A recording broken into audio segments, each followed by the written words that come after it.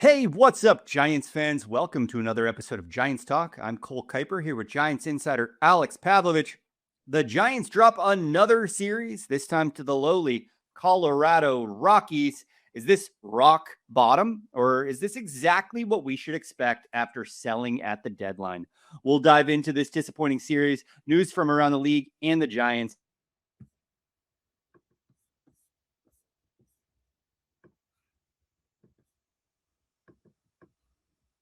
At the Mancini Sleep World Labor Day sale. And that's backed by the 365-night comfort guarantee, which gives you a whole year to try your mattress and make sure it's giving you the comfort you deserve. You'll be over the moon with a new mattress from Mancini Sleep World.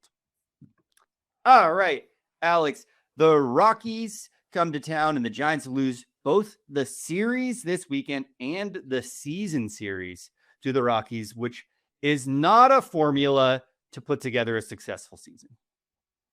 No, first time since 2018. I mean, 2020, but that was a shortened season. So don't totally count it. First time since 2018, they've lost a full season series to the Rockies. Lost it in incredible fashion on Sunday. We'll get to that. But just, like we used to make so many Rockies jokes on this podcast, and we had a running bit for 3 years where it was like, we don't ever want to say you have to sweep somebody, but you have to sweep the Rockies. And now it's like, that's just all out the window until further notice. Yeah, I think the Rockies jokes have to go on hiatus, or at the very least be made under the understanding that anything that we say about them fully applies to the San Francisco Giants as well. Yeah, Rockies talk, like, send it right back. Yeah, it's I rubber, you're glue. This is the 5th straight series dropped by the Giants, which is every series since the trade deadline, which I guess brings me to a big point I think worth bringing up, which is, are we experiencing exactly why this Giants leadership has been so hesitant to rebuild fully, quote unquote, rebuild here in San Francisco? Because what we're seeing right now would be a year or two of this for a true rebuild. Yeah, that's a great point. One of the few highlights this week was Logan Webb, and imagine this situation, but not Logan starting every 5 days. Exactly. Like, you're not even guaranteed you have like an actual, that trade could have been for a couple A-ball stud pitchers. Mm-hmm. So, and another like 18-year-old shortstop. Yeah, it could have been like this for like 2 years. Yes. No, I think that's it. And look, that's part of it. It is really like, you can look around the seats the last 3 days. Did you go to any of the games? I did not in this series. No. You could see it on TV. You could look around, and it's hard to watch. And this is what happens. Like, when you say rebuild, and if you say like teams that have done this, where it's like, we're going to take 3 or 4 years off and aim for the number 1 pick in the draft. Now there's draft rules now, and there's lottery stuff, and you can't be, Giants couldn't draft first back-to-back years or something like that. But the concept of doing this and being like, we're going to throw a bunch of young guys out there, and we're going to, and if somebody gets hurt and there's no young guy to fill in, then it's somebody who's really struggling in playing out of position, or so this is part of it. This is part of their fear, is it's really hard to watch. And even the last few years, for the most part, like, it was bad, but it wasn't as bad as like the last month has been. And I don't even really know what to say. Like, people don't even really complain when I post the lineup anymore, because it's like, there's some very specific complaints, like I want to see Jonah Cox, or why. For the most part, I think everyone's just been like, okay, it's the river cap at the back end of the thing. Yeah, at this point, that would be like complaining water's wet. Like, we know what is going on. You look at Sunday's lineup that was basically just built out of rookies with Lee and Devers, and I guess ignoring what was going on the mound. And Sunday was a disaster of a game. Yeah, and just complete disaster. And I think you nailed it there. We should remember this, and we'll tell people, listen to the August 16th podcast next time someone recommends a full teardown rebuild. Like, the people who say, yeah, we'll be okay for 2 years. I'll be okay. I won't complain. I know what we asked for. Do There's we? sunshine at the end of this. Yeah, it's hard to watch, and I think you in your head you always think like there's gonna be a top prospect here and a top prospect Mhm. there and a guy coming up. Like that's not actually what really happens. And also, by the way, sometimes the end result is like the current Baltimore Orioles, where Rutschman's gone, bunch of other Yeah. guys have been disappointments. Connor Norby's on the Rockies now, so like, yeah, I think this has been a big reason they've been worried the last few years. Not in Yeah. the last 25 years, really, since they moved to Oracle. 26.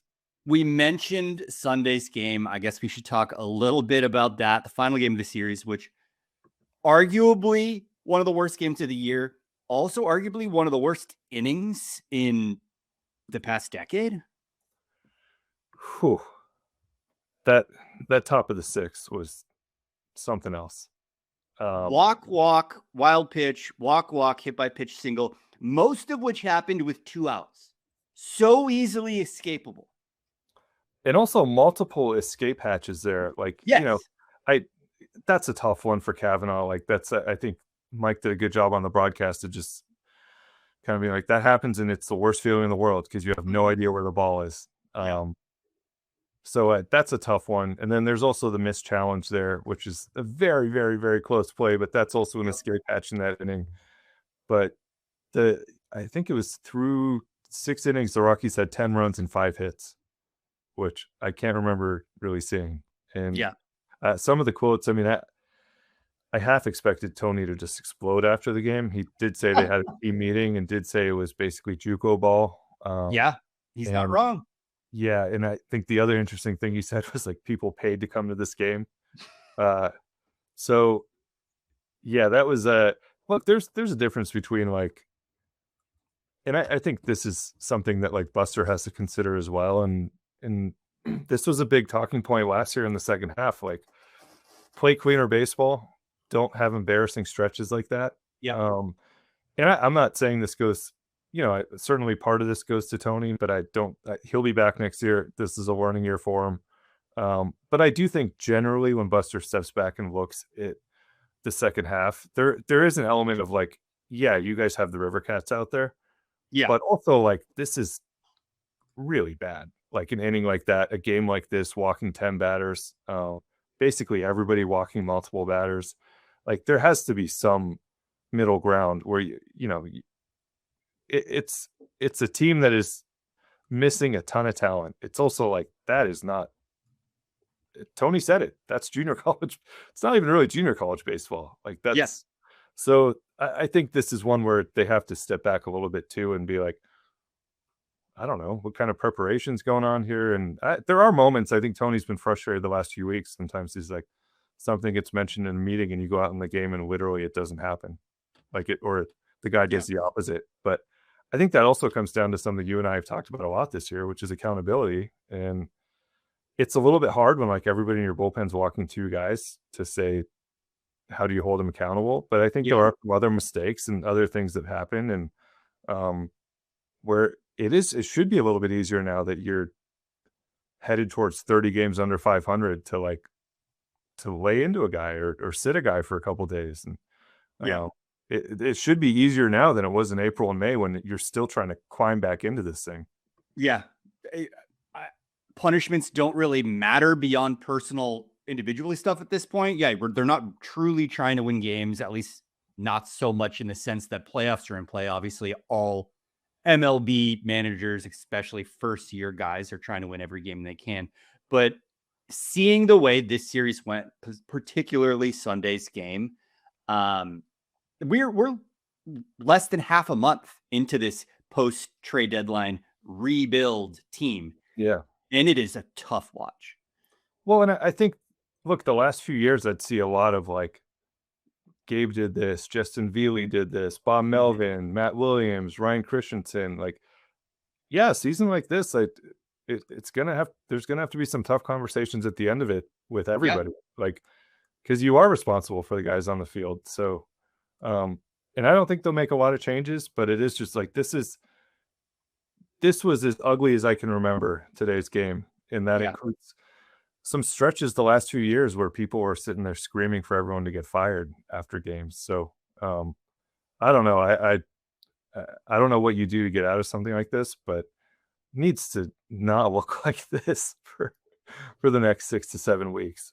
Yeah, we got another look at Blade Tidwell, who coming into Sunday's game had a stretch of at least a pair of solid appearances with, 1 or 2 earned runs, plenty innings pitched. But on Sunday, 4 and change innings, 6 earned runs. Did not have it. Got to be his worst start in a Giants uniform, right?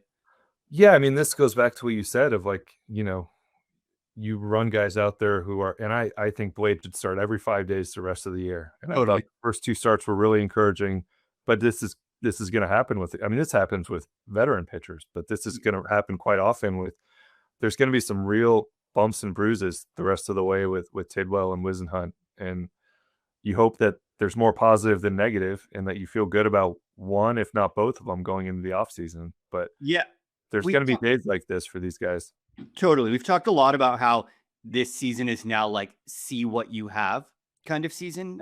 Play these guys, see what they've got. But I guess I never really wrapped my head around, well, what if that is what you have? Yeah. Yeah. I think the frustrating thing is, and this was staff wide today, but also Landon struggled with this a lot recently, is like totally walks are really just like kind of overwhelming some of these games. And this is a team that doesn't draw walks on the other side for the most part. Exactly the problem. So you have these innings where these guys are just standing flat-footed for 10 minutes. So it's kind of a staff-wide problem in a lot of ways, and something they need to figure out with some of these guys, because it is something they preach quite often. Like, at least I know it's one of Tony's main tenets, and he's a former pitching coach, is be aggressive in the strike zone. And they've had a real problem with that. Would like to get special shout out to Logan Webb and the rest of Saturday's staff. 0 walks on Saturday. It's funny, like so much of the talk after Saturday's game with Tony, but also with Logan, was kind of, setting the tone, showing everybody. And this is why Buster, he said it here on this podcast, like one of the reasons to keep Logan Webb is that he is the mentor for the next generation. Totally. I hope guys are paying close attention to the way he's doing it, because he's throwing 92, 93. And he has some, certainly some of his stuff is excellent, but like there's a path there that I think Logan is trying to show, and hasn't totally rubbed off yet on everyone else. When you're young like that, it's just all about blowing it by guys, Alex. Yeah, they're not even really fully doing that. So, I mean, not really, no. These young guys are learning, but I do think this was a weekend where I almost feel like on the flight to Cleveland, you just tell everybody like, hey, you have to rewatch Saturday's game. Yeah. And just emulate that. And everybody, young pitchers, relievers, like throw more strikes, be in the zone. A lot of you guys have better stuff than Logan Webb, but look what he's doing. Look at the way he's attacking. Look at the way he's competing. Yeah. They need to get more guys on that page. I guess that's why he's Logan Webb and they aren't. Logan Webb now at 1,100 career strikeouts. We had a Gene Segura moment. Did you see this? I don't think they put the graphic on social media. I love it, Alex. I love it. We deserve it. We literally had a Gene Segura moment, and it was my favorite because Logan's laughing and then covers his mouth with his glove. And I was like, he thinks the same thing. And he got asked afterwards, and he went, yeah, I was a little confused by that. To be honest, I saw on the board and was like, no way they're going to do this right now. There was some clapping. It was Norby. Norby was in the box, and Logan said, he was like, what's going on? And I'm like, no, just get in the box. We're fine. So not quite. Gene Segura did it to himself, but this was a celebration of it. I've covered this game for since 2012, 120, 130, 140 games a year. I've never seen a celebration of 1,100 strikeouts. It's a real magical number for strikeouts, Alex. I think I get it. This is tough on everybody. This is tough on in-stadium people. This is tough on the poor Giants social media people who are having to tweet through these games. I get it. You and I are podcasting twice a week. Yep. About this team. We got to set a bar somewhere. You know what? I think that's fun enough though I lower the bar now. I lower the bar. We're lowering it to Yeah. Okay. 114 doubles. Great work. Light it up on the scoreboard. Take a moment. Then San Francisco Giants need to lean into this, and I need Yeah. a graphic for Logan Webb reaching 1,140 strikeouts. Yeah, exactly. Yeah, I know they're waiting. I think Willy's one homer away from 200. There's some big ones out there, but Okay.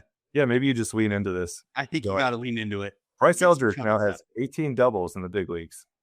Take a bow, Bryce. Mid-game. Let's go. Because Right, after a series like this, I am grasping for joy. You could have been me. So. Yes, absolutely. Other silver lining, other glowing moment, I guess, was Turner Hill. Got his first career hit in a soft line drive to right field. It was one of those hits that when I used to play my Ken Griffey Jr. baseball N64 game, you'd get thrown out at first hitting into right field like that, and it always infuriated me. Turner's speedy. Yeah. Yeah, it was cool. I'm he's going to get a chance here. They really like him. Good story, 27 years old. We talked about him a couple weeks ago here because someone asked, a very prescient Giants Talk listener said, "What can you tell me about Turner Hill?" And I can tell you nobody else was asking that question. And we got a guy. Yeah, we got a guy. It saw it coming. We'll see where this goes with him. I mean, there's some fit probably here with it's not exactly similar to Drew Gilbert, who's been really good the last few days. It is a little bit similar. Like, you're not going to get a ton of power out of these guys. You're pretty good idea of the strike zone, left-handed hitters. So we'll see what Turner brings to the table that's a little bit different. But they really like him and want to take a look here. And, it's the flip side of our whole first conversation about rebuild. You do have these opportunities for guys like this that did not exist 2 months ago. Yeah. Yeah. And I guess if we're going around to shout out more shining moments for the young talent amidst a rough series, Drew Gilbert, excellent game on Saturday. Bryce Eldridge, fabulous home run. There were moments. The moments just didn't add up to nearly enough against a team that is embarrassing to lose to. Yeah. What's funny is I think we anticipated the entire season, like every Bryce homer would be thrown into this podcast, and every series would be analyzing. He's in very quick time just become like, okay, Bryce is over there with Jung-Hoo Lee and Rafi Devers, and they're in the lineup every day. I almost didn't want to bring him up when we're talking about rookies. Yeah, no, who's the bottom five, Like, exactly. He's hitting third, and it's like, obviously. So, good for him. Like, he's alternately never kind of became the rookie of the year candidate, but also is like pretty elevated now with the Giants. So as he should be. Fantastic. All right. Well, there's only so much you can dwell on losing a series to the Rockies at a point in the season where wins don't matter. So we've said a lot. Again, this is kind of what to be expected after a well under 500 team trades away almost all of their productive assets at the trade deadline to invest in the future. So we're looking ahead, but a tough look. And again, we're one game up from last place in the National League West? It's separated by a game. I think the Mets have pulled away a little bit, so it's a two-team race. And I do think there is something to be said for, this is an obvious point, but not finishing last in the division. So that's now the goal, right? Yeah, and I do think it's actually like, this was kind of a big swing game. There's the tiebreaker, obviously, but you could have got an extra game on them. And also this game was there for them. Yeah. Like, to your point, there were multiple outs in that inning, and they were leading 7-6. And, that's certainly a team you're not worried about, even with the struggles the Giants bullpen has had. Like, you can get in a bullpen battle with the Rockies and be okay. But just kind of gave it away. Yeah. All right. Let's talk Giants news and roster moves. First up, if you watched this series, you obviously saw Christian Koss at shortstop for 3 games as Willy Adames missed the whole series and might not even be ready for the first game as the Giants head to Cleveland.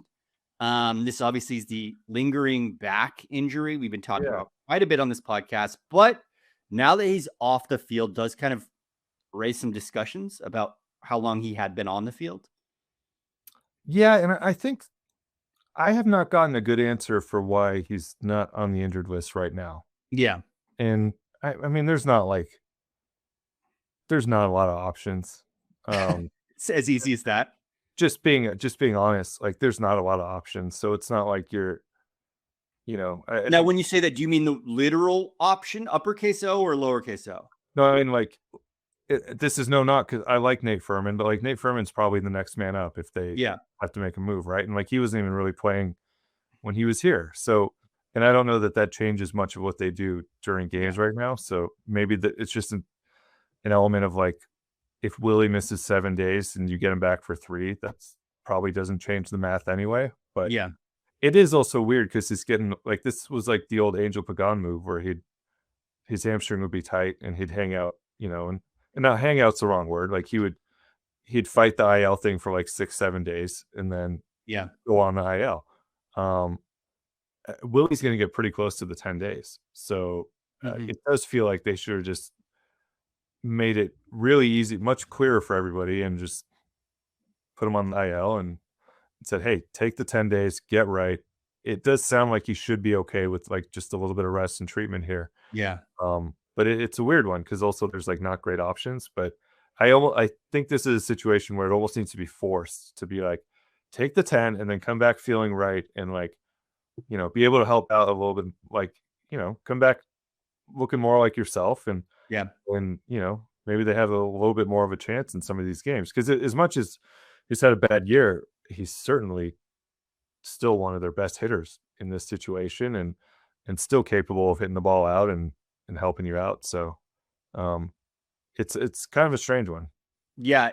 I've gotten a lot of questions from listeners about, the guys, veterans, especially playing through injuries, being gritty. Who makes that call? Is that a leadership thing? Obviously, this is a problem that extends to Matt Chapman this season as well.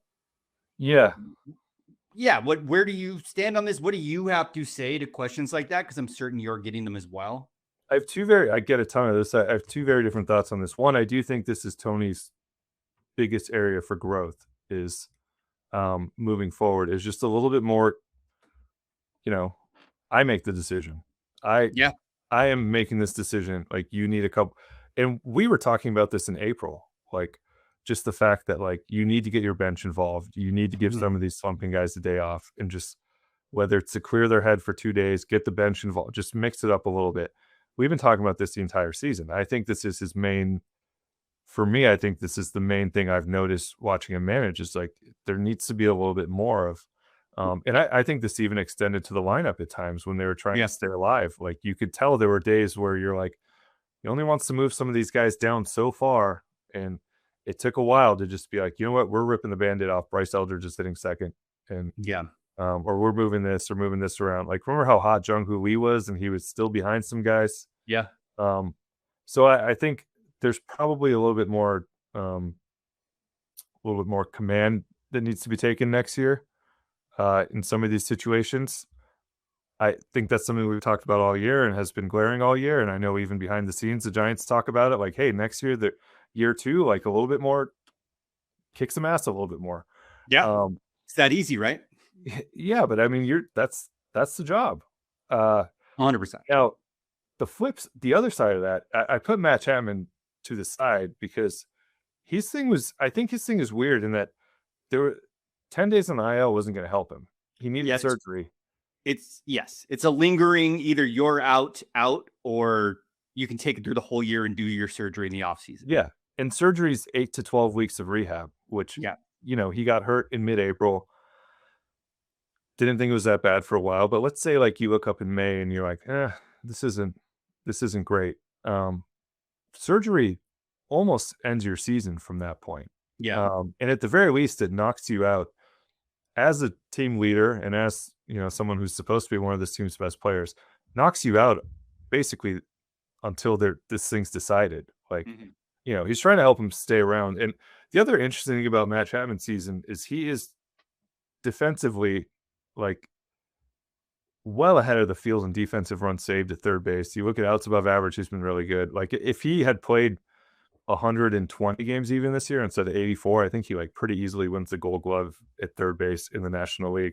He still has like a he still could be a finalist just because he has so many defensive runs saved. So the defense was there every single day, and I think he ends up being right a tick below league average by WRC plus, but ends up still being a useful player and just someone who the IL was never going to help him. And so yeah, there was no point in doing like the 12-week surgery for him. And the last thing I'll say about the Chapman thing, I got this question a lot, and I think it was like sarcastic people saying like, if only they had an in-house replacement right there in Casey Schmidt. And it's like, yes, obviously Casey Schmidt was right there the whole time and he could have played third, and we've seen that. But they also needed him in left field for a stretch when Elliott went down. And we've also seen what has happened when Casey got hurt, which maybe that doesn't happen. Maybe it does happen. Maybe it happens earlier. We've seen what's behind those guys just generally, and it's tough. So I think committing to a Chapman surgery and being like Casey Schmidt will handle it for 12 weeks it sounds a lot better maybe in some people's heads than it actually is in practice or in reality. Well, obviously Casey's off the board, but it sounds like reinforcements are on the way in the form of Marcelo Mayer, who's finally ready. Giants' recent acquisition from the Red Sox. Do you think we get a look at him in the Cleveland series? Tony said back end of Cleveland is possible. Okay. We'll check what he did tonight. He was playing third base tonight, but now that lines him up very nicely for what comes next. Yes. I don't see any reason why he wouldn't be in Boston on Friday. That's fun. You know, if you want to have him play a couple more games in AAA and then travel on Thursday, I don't see any reason why he wouldn't be in Boston on Friday, given how much time he will have at that point in the minor league. I mean, not a whole lot, but as you and I are talking here, he got 5 at bats tonight in AAA at third base. I think he got 6 yesterday, so he's up around 13 at bats just in AAA, probably up around 20 when you count his time at Papago. So he should be there on Friday. Okay, is that I'm very excited about him heading straight to play the Red Sox. Obviously, he was a top prospect of theirs, didn't work out. Early chance for something fun narrative wise, for a redemption game. But is that the kind of thing that gets in the head of a young player, or just like whatever? It's all noise. Let him play. I don't think it'll get in his head. Just I've only met him a couple times, but just what I've heard about him, what I know about him, I think he's a very confident young man. He obviously is a 4th overall pick. He's been a star his whole life. So I don't think that'll be a problem. I think probably logistically, I don't know if he left anything in Boston, but probably would like to go back. Like, well, that's smart. Feed the cat. He got traded. Like, I mean, probably wants some guys he wants to see. But just to the point, like, I had this conversation with a few people today. I mean, some people on social media, but also at the ballpark talking about it. You want him to go to Boston. Yeah. And be like, I am going to show you guys that you made a huge mistake. Yeah. And if someone doesn't want to be in that situation, I don't think you want them to be a future star anyway. Like, it's exactly. So I think the guys who are good are built this way, that they want to go. Even though Rafael Devers doesn't talk to us very often, like, he's excited about going back on Friday and trying to hit 4 home runs over 3 games. Like, I don't really see. I know some people are like nervous. I don't really see the downside. I mean, if he's a bad series, he's a bad series. Whatever. So he's out there anyway. I think there's upside, and I think there's a chance for him to go out there and give this team some energy, and also maybe feed off of going back to Boston and hit the ground running. That it's really fun. I kind of had almost forgot with the Mayer angle, the Devers angle. Good Red Sox team vying for a playoff spot. All of a sudden, the Giants come in with 2 guys that, I don't know, potentially could have series to show them that they've been burned by the Red Sox. That's fun. That's real fun. And also, I mean, the Mayer angle would be a lot bigger if Devers was not coming back. Like, he is going to be wildly overshadowed by Rafael Devers returning. Yes, that's true. I don't think there's much concern there. I hope he's on the field on Friday. All right, I'm in. I love that. Another big news in the Giants world is the MLB pipeline rankings and Baseball America rankings have been updated. And to fulfill your preseason bold prediction, Giants are number 5. Alex, We almost got skunked here on Giants Talk in our bold predictions. I'm not going to reread them because they are so embarrassingly bad. Maybe we'll go over them at the end of the year again. But hey, we got one. You got one. Did I make this an official bold prediction, or did I do like it was like a rider? It was an add-on, but we're going to give it to you because we need it. We did so bad. We're counting this. So yeah, top 5. You know, the MLB pipeline board about them was really interesting. Said this is the highest they've ever had them since they started doing it in 2015. Previous high was number 8. They jumped from 19 to 5 over the course of the year, which they said was the second highest in-season jump they've had in their rankings. And they also mentioned it's like basically unprecedented in their rankings for someone to go from 28 at the start of last year to 5 by the end of this year. So good job, everybody. Okay. Yeah, it is the biggest bright spot of this season for the organization is this farm system. Oh, could you imagine if they were playing like this and we were in this situation and didn't have the future looking the way it did? You and I might have to have a serious discussion about how much longer this podcast goes. And that I would be posting myself for free agency. Yeah, this would be demanding a trade. You'd be calling Rockies talking. Exactly. I want to pepper in a question here. I think it's a good fit from listener Sally, related to the farm system. Who gets the credit for the Giants being a top 5 farm system, according to Baseball America?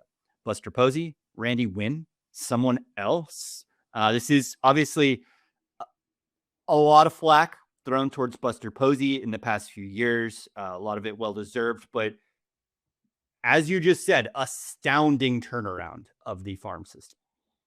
I'm going to somewhat cheat, but I also think this is the true answer, is everybody. And this is a lot of people. You should be a politician.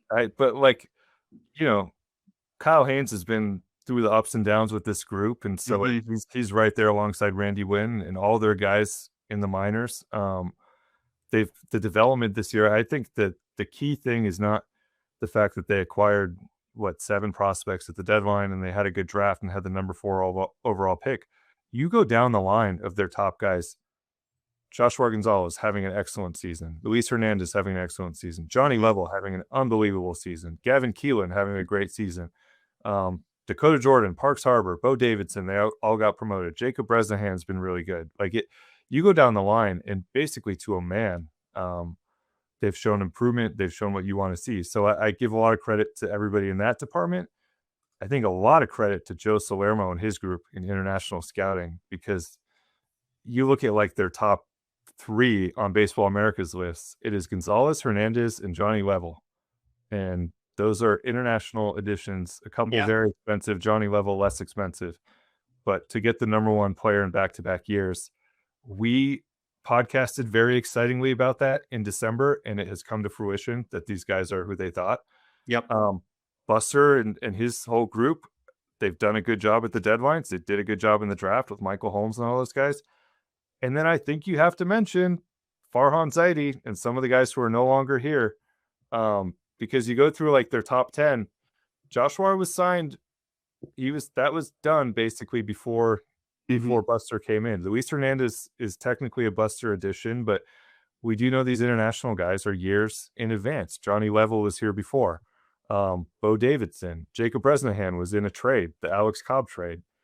So it's a pretty even split, actually, when you look at their top 10 of guys who are post-Buster taking over and guys who are pre-Buster. So all right. They've developed them very well, but I think you also have to, a little bit of a tip of cap to some of the guys who aren't here. Bryce Eldridge was drafted under Farhan. So they left, this, as is often the case, they've left a little bit more behind than people thought at the time. They left the house not in horrible order for the new regime. All right.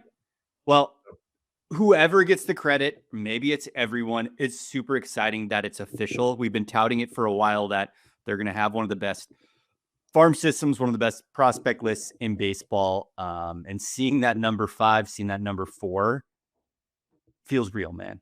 Did you see who's number 1? Don't you.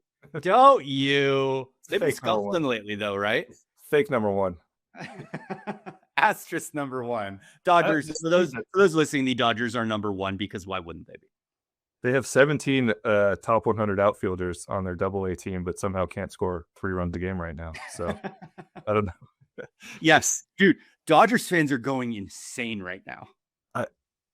At the same time that Tony was angry at the podium, Dave Roberts was ripping into his team. It's truly incredible.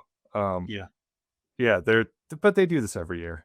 They really do. Like, they have this every year, right? And then they get in the postseason. They're like, "Hey, guess what? Tyler Glasnow is our long reliever." Yeah. So basically, what my Dodgers fan friends are like texting me, freaking out. Like, just I'm gonna mute you. Why? We know how this works, man. We did this last year. Stop freaking out. Yeah, I will say, did you get a little preview of postseason? Like, I mean, you're going to be all on like the Miz train, right? Just watching him for a 104 past Ohtani. That's my guy now. Wearing a Milwaukee t-shirt. So yep, I've got a Brewers hat. You know, I got a Brewers hat. It was a little like, I was thinking about it. I'm like, can you imagine Giants fans watching like Kyle Harrison against the Dodgers in the postseason? That gives certainly an easy route right there. Yeah, so that would be fun. Yeah. Well, as we talk about looking forward to the future, let's throw in one more piece of Giants news, something I think we talked about already on this podcast when it was rumored or unconfirmed, but 2028, we officially are bringing the MLB All-Star Game back to Oracle Park. Quote from Rob Manfred in a press release. With its passionate fan base, world-class ballpark, and rich baseball history, San Francisco will be an outstanding host for All-Star Week, which culminates in one of Major League Baseball's best traditions, the Midsummer Classic. So that's exciting. What was it? 2007 was the last one. It was a lot of fun. Barry Bonds' last All-Star game, the Ichiro moment. It was a fun game, the home run derby. So it's going to be good to have it back. What did Rob call the ballpark? A world-class ballpark? Not according to USA Today. What? Did you see the rankings? No. I think they're like number 6 or something. Fake news. It was a hilarious, great clickbait. Lists are clickbait, Alex. It was. It got me. It got everybody. It was a hilarious ranking. Yeah, because it had the Giants, I think, number 6, and the complaint was that it's starting to show its age, which, look, fair in some respects. Number 1 and number 2 were Wrigley and Fenway. So they look as beautiful as the day they were built, Alex. I read a whole paragraph about the Giants ballpark showing its age. I'm going to be honest. I might have done this on the podcast already, but I can't give my Wrigley takes because I'll get canceled as a baseball fan. I am not a Wrigley guy at all. I do love Wrigley, but it was like complaining about the size of the Giants concourses. And I'm like, have you tried to walk around Wrigley? Like, what are we talking about? You're not allowed to. You can't move. So Yes. And look, there are certainly complaints about Oracle Park. We talk about them all the time here, but it's showing its age is not one of them. Yeah. If you want to say they're number 6 because I do not like the size of my crispy chicken, you know what? Maybe I'll give that to you. Fair. Yeah. Fair. But not it's showing its age. We've gone off, but yes, it, kind of an open secret the last year the Giants would host the All-Star Game. Mm-hmm. Very cool. I hadn't thought about it until just now, but I guess you and I, if we're still doing this or still allowed to do this, need to, I don't know, we setting up a booth there. Like it'll be like, I'm in. Like fair territory and a Giants talk right next to it or something. You and I podcasting from center field during the home run derby. Yeah, we'll do. I'm excited. I've actually never covered an All-Star game. So I haven't either. When the Giants were hosting the All-Star game in 2007, one of the Kruko boys was getting married and we were all at that wedding and I didn't get to go to the game. It was a lovely wedding. I'm not complaining. Congrats to you guys, but did not get to go. Yeah, sorry. We'll run it. We'll go big in 2 years. So yes, I'm in. And it really is like just a fantastic derby spot. And you know, Bryce Eldridge is probably a no-brainer at that point. So you'd hope so. Yeah, should be fun. Should be fun. Yeah. All right. Let's transition to a quick remembering of some guys before we do mailbag questions and preview Giants heading to Cleveland. Up top, Elliot Ramos, now a New York Yankee. And I'm going to say not yet a beloved New York Yankee. He has not earned his pinstripes yet. Nope. They're letting him know. 3 for 36. 3 for That 30. is tough. Lowest average in the first 10 games by New York Yankees since 1915. That is really rough. And did you see the clip of they were like, it doesn't look like he's running that hard down the first baseline. I did, and inexcusable. Yeah. To be in this situation and not just busting ass every play. Yeah. I don't think the Yankees are going to trade with Buster again for like 5 years, because that's just 2 like all-stars that have gone over there. And but I honestly am a little surprised, because Elliott's such an energetic guy and such a, feeds off the crowd, and like I thought he'd just really feed into being a New York Yankee, and built for a ballpark like that. Yeah, and then Camilo Duvall looked bored all the time, and I thought that's impossible at Yankee Stadium, and when you're back in the race, and he was horrible there. So yeah, I don't know. I honestly would have thought both those guys would succeed. It's early for Elliott, but I would have thought both those guys would do pretty well there.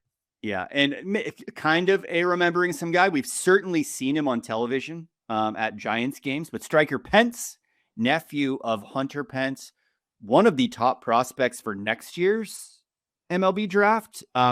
Impressed at the high school All-American game. The kid's a stud. I met him. He's massive. He's like this huge left-handed hitter who throws 100. So, yeah, he is. It's gonna look. The Giants have a Bonds coming, a Kent coming. There's a Matt Kemp's nephew in the system now. So, can Hunter's nephew get in the system? Maybe. I have to imagine there's no way he falls to a spot the Giants could get. If they were picking 4th next year, he still might not fall to the spot the Giants can get. Yeah, I'm curious to see where he ends up, because he's been throwing 100 for, I think, for a couple years. So he's very impressive. Yeah, good for him. If you see his highlights come across your timeline and you're like, Pence, that's Hunter's nephew. Hunter's nephew, Striker. All right. Mailbag questions from listeners up next, Alex. We're going to have our Kruko memory. We've been doing every episode since his retirement was announced, plus Giants at Guardians. But before we go any further, Giants Talk is presented by Mancini Sleep World. You can save up to $1,200 on top cooling mattresses like Casper, Helix, and Tempur-Pedic. Plus Beauty Sleep Queen mattresses starting at $299 and 0% financing on Tempur-Pedic starting at $29 a month. You'll be over the moon with a new mattress from Mancini Sleep World. Okay, let's rattle off a couple of mailbag questions from Giants Talk listeners. If you're listening to this and would like a question answered by me and Alex, mostly Alex, go ahead and send them to us wherever you can find us on social media. We'll go ahead and add them to our list. Yeah, what's up? Can I give you our first ever live mailbag question? I want it. You and I, someone just sent us a message and said, please mention what Joshua Gonzalez just did. So I pulled up Twitter, and he hit a walk-off ball off the wall in left field for the San Jose Giants. So love it. Number 5 farm system might be number 4 by the time we podcast. Yeah. Redo the episode. The numbers are bumping. All right. Fantastic. Once again, the future is coming. Our first non-live, our first pre-recorded, pre-listed Giants Talk question is from AJ. AJ says, as cool as the Eddie's Leonard story is, why is, or was now, he getting at-bats over Jonah Cox, who's completely tearing it up in AAA? On that same note, why wouldn't they want to see Parks Harbor over Buddy Kennedy? Seems like such a great opportunity to see these guys who could have a real future here to get some great experience in these next few weeks. We had a lot of Buddy Kennedy questions. Yes. These are 2 different cases. I think in Jonah's case, he missed some time. He never played in AAA. I do think they wanted him to get. Honestly, I'd kind of forgotten. We talked about it when he first came up, obviously, but I forgot he made that big jump. And when it first happened, we were kind of like, wow, is this going to be only for a week or 2? And look, I wish they would find a way to play him every day, but they're going to play Drew Gilbert a lot. He has earned that. They need to take a look at Barracoto as well. Now Turner Hill's here. They're not going to play Jonah Cox at second base a whole lot. Mm-hmm. So I do think there was an element of like, let's get him some more bats in AAA. I think that's fine. The Buddy Kennedy thing is very specific, and it's one of those weird ones where the Giants can't come out and say this, but they're waiting for Marcelo Mayer to be ready. And in the meantime, they don't really have, and Willy Adames is on the bench. They don't really have many options on the left side of their infield. Yeah. And Christian Koss can play both those positions, but he's playing shortstop right now because Willie's not ready. They played Basabe at third base for one game in San Diego, and it was not great. So Furman was purely a second baseman when he was here. Jonah Cox can't play. So they're waiting for Mayer. They're waiting for Jesus Rodriguez, who is going to play a lot of infield whenever he returns from the injured list. I think the plan is for him to play a fair amount of third base if he can handle that as well. And, in the meantime, someone has to play, and they're not going to add someone to the 40-man roster in Parks Harbor and potentially keep him from playing in the minor leagues for 2 or 3 months next season just to fill in a few games while they wait for Marcelo Mayer and, Willy Adames and Jesus Rodriguez and all these guys to get healthy and get back. So this is a stopgap. I know it was like the numbers were really bad the last few weeks. Had a better weekend than you did, the previous games. But like sometimes you just kind of need to. They're making the right decision here, I think, with the Parks Harbor thing. Like, yeah. That last part you said, we talked about in either the last episode of Giants Talk or the one before that about how next season's lockout is going to impact guys on the 40-man and minor league baseball. And that has to be one of the biggest parts of this equation. Yeah, I mean, it's not the only thing, but it is part of this. And I think the other element here is like Meyer's going to play every day. Like whether it's second or third, he's going to play every day. They still want to see a little bit of Basabe. And then they want to see more of Rodriguez. So there's not a whole lot of at-bats when guys get healthy, but there's this little gap here where because of Adames' injury and because Mayer needed a little bit more time, there's this gap, and it's having to be filled by other guys. Yeah. So. All right, next question is from Ren. When Tony was hired, you talked about how his college roots would make him well-versed on college players and upcoming drafts. Was Tony consulted on at all for this draft? Did he try to recruit any players the Giants took when they were in high school, like Eldritch? Did he coach against any of them? I don't think. Does UCSB play Tennessee? I've lost track. College, schools are like in the Big Ten when they're. I was going to say, at first I was about to do like a snarky, well, obviously the Gauchos aren't, but now I don't know. I think Flora was not on his radar to come to Tennessee. So he was always going to UCSB to pitch for Checketts, and he knew about him, obviously. He was consulted. He did a fair amount of chipping in before the draft. A lot of the guys he saw a lot of the last few years. I don't think ultimately the guys they drafted were that. It doesn't sound like they were that connected to him. And it's Flora, who he was really, didn't think was ever going to have a chance to come to Tennessee, so didn't really recruit him. And then it was 2 high school pitchers after that. So it wasn't. And then even like Peyton Bonds, his cool story is that like he's at Rutgers, not right. Like he's not at Tennessee. So I don't think he was actually that connected to their draft class, other than this isn't draft class, this is trade deadline, but like Caden Kent wanted to play for him. So he has all these connections, but I don't think this class in particular ended up with many, if any, guys who were like Vitello guys a year ago. But he did know a lot of the guys who were in the mix in the first round, and I think was involved quite a bit. Yeah. Now, it might not have been any Giants, but I did see 6 Tennessee Volunteers were drafted, with the highest being St. Louis Cardinals with the 32nd pick in the first round. So we do have Tony guys in the league. Yeah. That'll be a fun story. Assuming he manages long enough to have those guys make it up and have reunions like that. But yeah, like you said, the guys they ended up picking don't really overlap with his experience in college managing. Yeah. Next question is from Ernie. Why trade for Marcelo Mayer? Seems like he'll have a lot of roadblocks at third or anywhere in the field. Why trade for anybody? I don't know. Best player you can get, I guess. Yeah, no, I mean, look, he's like a top 15 prospect a year ago. Like they were thrilled when that was put on the table. And you make that move every time and you figure it out later. Now, the interesting one for me is like 6 months from now, 8, whatever, whenever we're having this conversation, whenever this lockout ends or we're talking positional previews and all that, what does it mean for Mayer and Schmidt? Because we had just given second base to Casey Schmidt. Yeah. I think odds are decent. One of them ends up in left field, Okay. like next year, if both these guys are still here, and if Mayer is good the rest of this year, and they feel good about him. So, which we've seen Casey can do already, but you get the talented 23-year-old in here, and you figure it out, a few months from now. So I welcome our new opening day left fielder.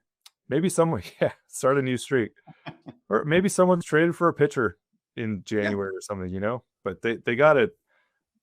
I haven't talked to a single person in the game who was like, I don't know about that trade. It was like a no-brainer for everyone I've talked to. Our next one is from Tom. Tom says, you guys talk about next year's rotation and mentioned many guys coming back from injury, but I haven't heard anything about Birdsong lately. How's his rehab coming along, and is he a contender for the big league team next year? Yeah, the problem for Hayden is he had surgery March 25th. So you're looking at usually closer to a year and a half for this one before you're like fully back. I mean, he'll be back on the mound early next year. He'll be rehabbing, but probably more of a realistic second half option. Mm-hmm. And then we'll see where he's at. Like the last time we really saw him, he had real troubles throwing strikes, and we were like, is Hayden Birdsong the closer? Is he, Mm-hmm. So I don't know. I think you go into next year with the Randy Rodriguez should be totally fine, but you go into the next year, I think, with the thought that if Hayden comes back healthy and is ready to help you in the rotation, that's awesome. Yeah.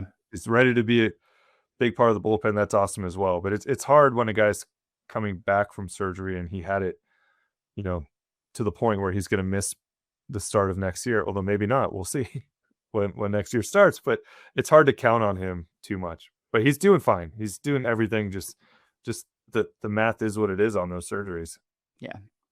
Next question is from Robert. SF Gate is reporting that the Giants and KNBR's relationship is fraying. Is there any credence to this? I know they have a few more years left on their recent deal, but with all these media juggernauts taking over local media, is KNBR the next go? Alex, I'll let you start with this. I don't know that I want to get dragged down into this. This sounds tricky. Don't ever say we don't answer mailbag. You send us a mailbag question. We'll put it on here. I read the article. I read that article. I saw it come across my feed, and I am not ashamed to say I was like, oh, juicy. Let me see. And I'm going to be honest, I didn't get much juice from it. I don't think there's much juice. Yeah. I took a bite of that article and was like, oh, yeah. Okay. They've had some very public and notable. Yeah. And we always talk about Giants unforced errors. There have been some unforced errors there as well. Totally. So, yeah, is the relationship stronger than ever? Stronger than ever? Probably not. But they'll be fine. So everyone shows up next spring happy. So everyone's annoyed right now at everything. So. Exactly. Nerves are raw, tensions are high. It is what it is. It'll be fine. I also don't I can't imagine that changing, and we'll see what the CBA does to media rights and all that. But no, I think they'll be fine. Yeah. So I'd agree with you there.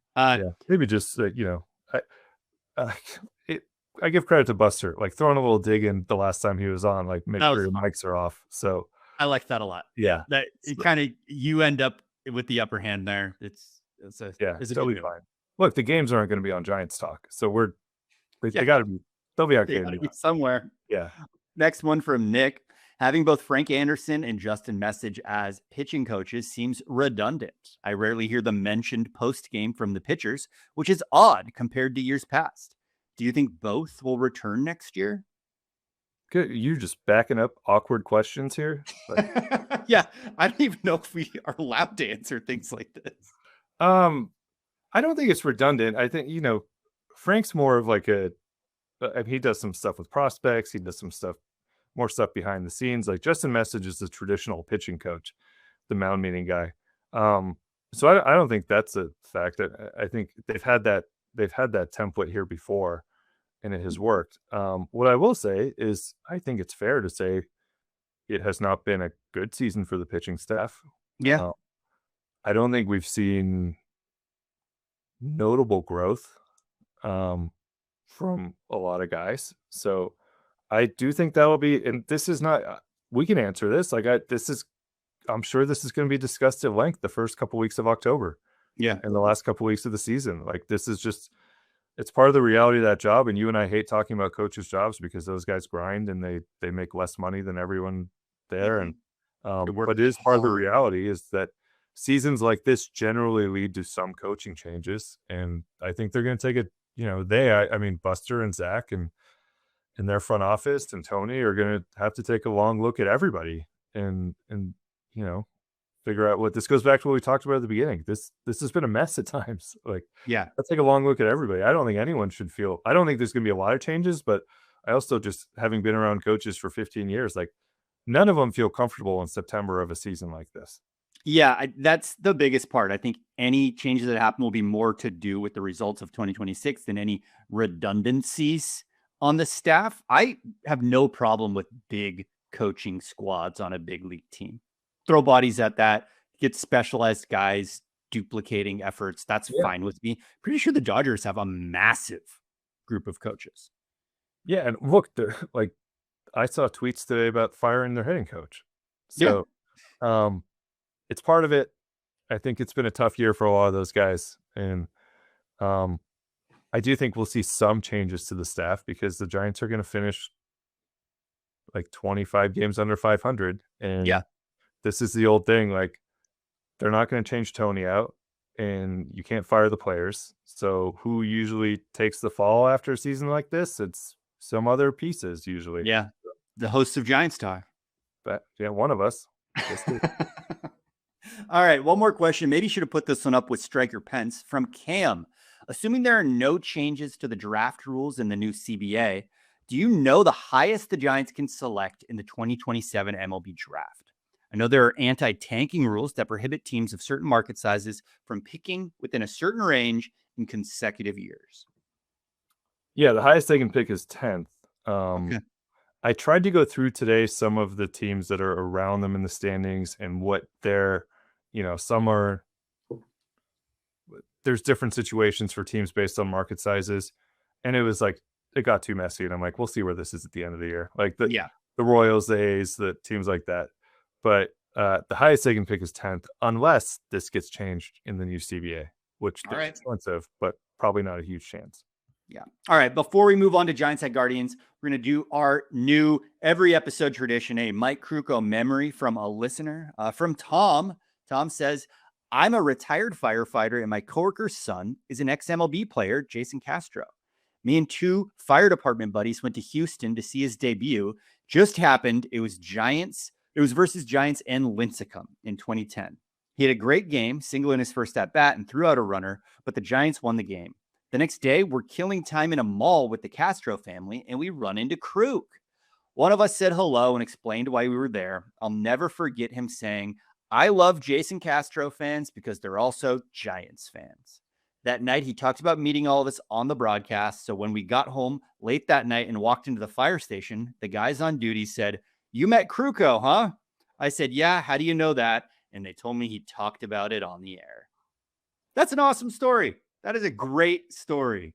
Awesome story. And I think anyone who ever watched Jason Castro face the Giants knows that they gave him special shout outs every single time. So now it makes sense.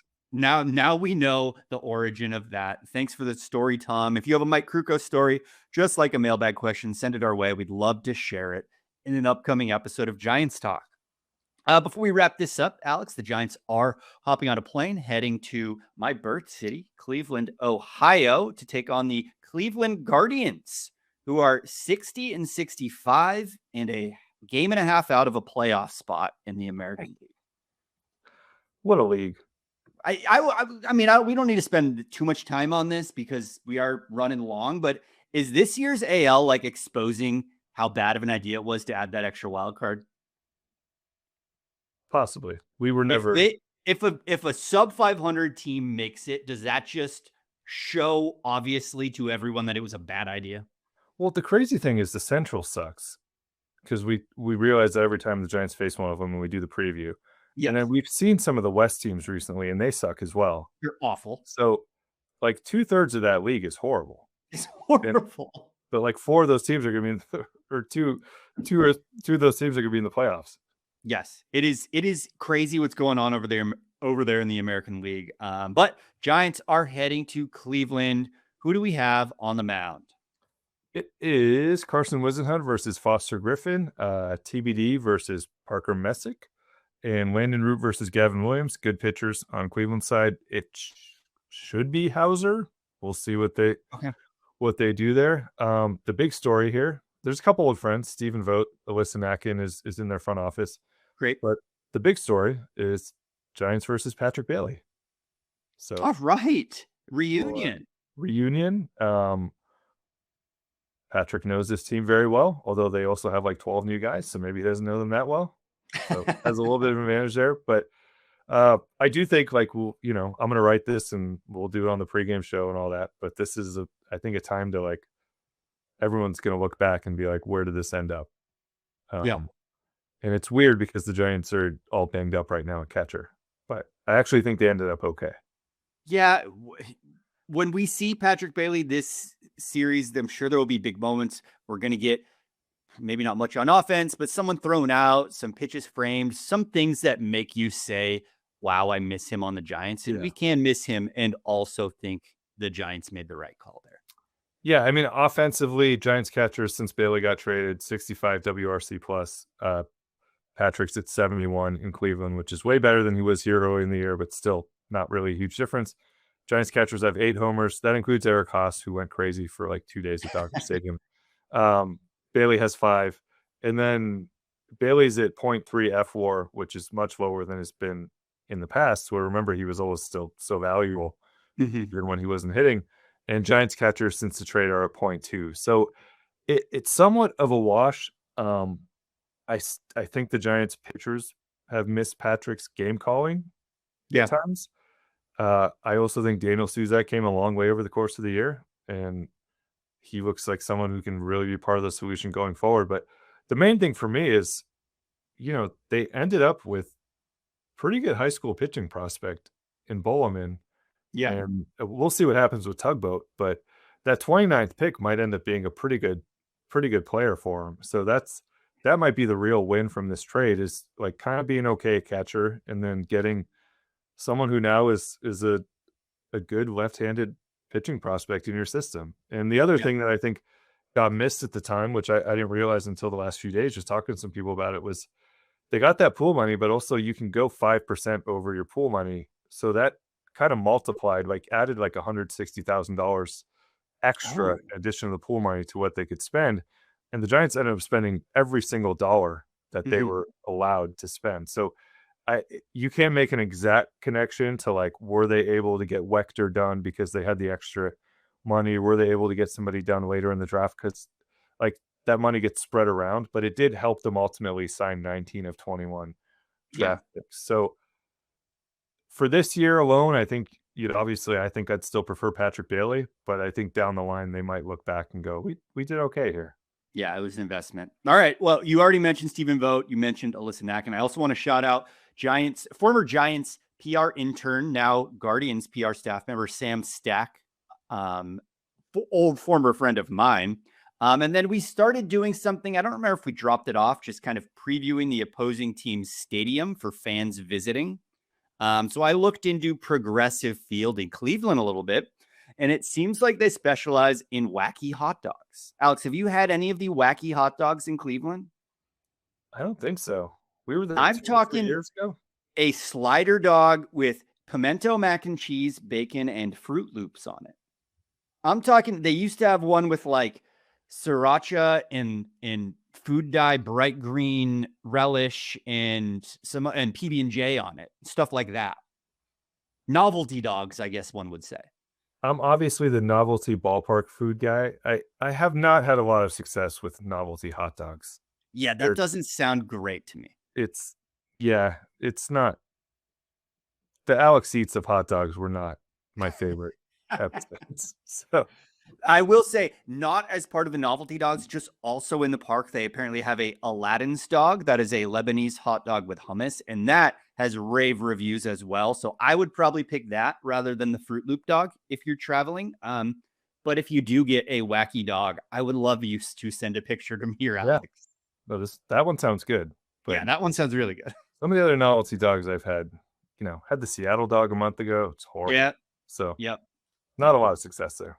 Yeah. All right. Well, after Cleveland, the Giants head to Boston. Giants Talk will be there for that. Actually, both of us on site. So that'll be fun. Until then, don't forget to subscribe to Giants Talk wherever you listen to your podcast. Buy Alex's book. Send us mailbag questions. Leave us 5-star reviews. Do all the things. And we'll be back for more Giants coverage.